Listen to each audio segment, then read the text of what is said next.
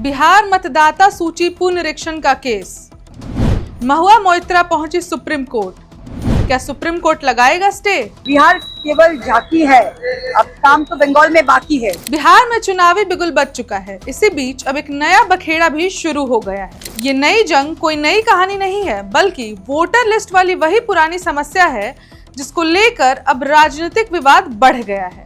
Voter list की इस दंगल में अब पश्चिम बंगाल से टीएमसी सांसद महुआ मोइत्रा भी कूद चुकी हैं। महुआ ने बिहार में मतदाता सूची के विशेष पुनरीक्षण को सुप्रीम कोर्ट में चुनौती दी है। महुआ ने इसे लेकर सुप्रीम कोर्ट में अनुच्छेद 32 के तहत जनहित में रिट याचिका दायर की है।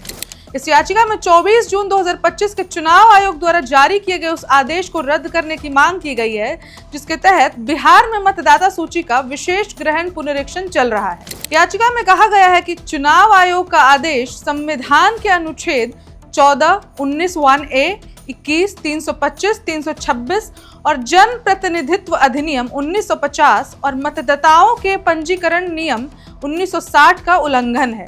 सोशल मीडिया प्लेटफॉर्म एक्स पर पोस्ट करते हुए महुआ ने लिखा, बिहार में एसआईआर आयोजित करने के लिए चुनाव आयोग की अधिसूचना को चुनौती देते हुए सुप्रीम कोर्ट में रिट याचिका दायर की है और बंगाल सहित अन्य राज्यों में भी एसआईआर आयोजित करने पर रोक लगाने की मांग की है।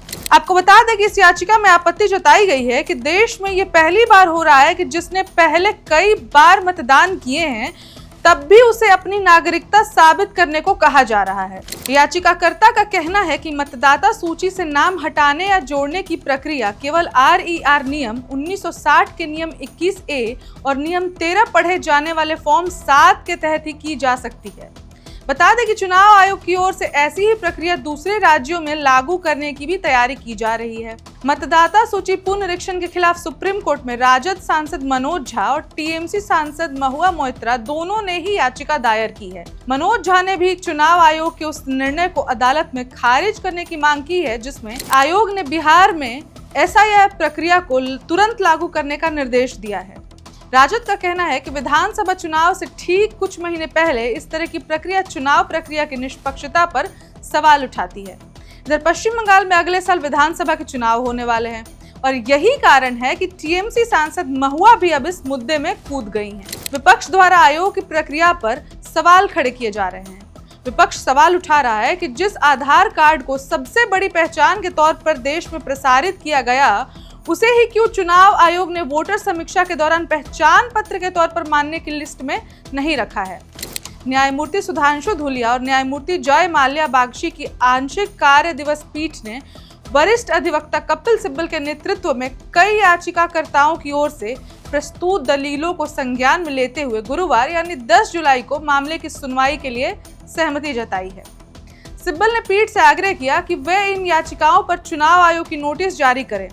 इस पर न्यायमूर्ति धूलिया ने कहा, हम इस मामले को गुरुवार को सुनेंगे। अब बिहार चुनाव की गहमा गहमी के बीच सुप्रीम कोर्ट द्वारा याचिका स्वीकार करने के फैसले ने सबका ध्यान अपनी तरफ खींच लिया है। अब सुप्रीम कोर्ट क्या फैसला सुनाता है? क्या वोटर लिस्ट पुनरीक्षण पर स्टे लगेगा या विपक्ष को तगड़ा झटका लगेगा? ये तो आगामी गुरुवार को ही पता चलेगा। फिलहाल इस खबर में इतना ही। मैं रिचा और आप देख रहे हैं one India Hindi. Subscribe to One India and never miss an update.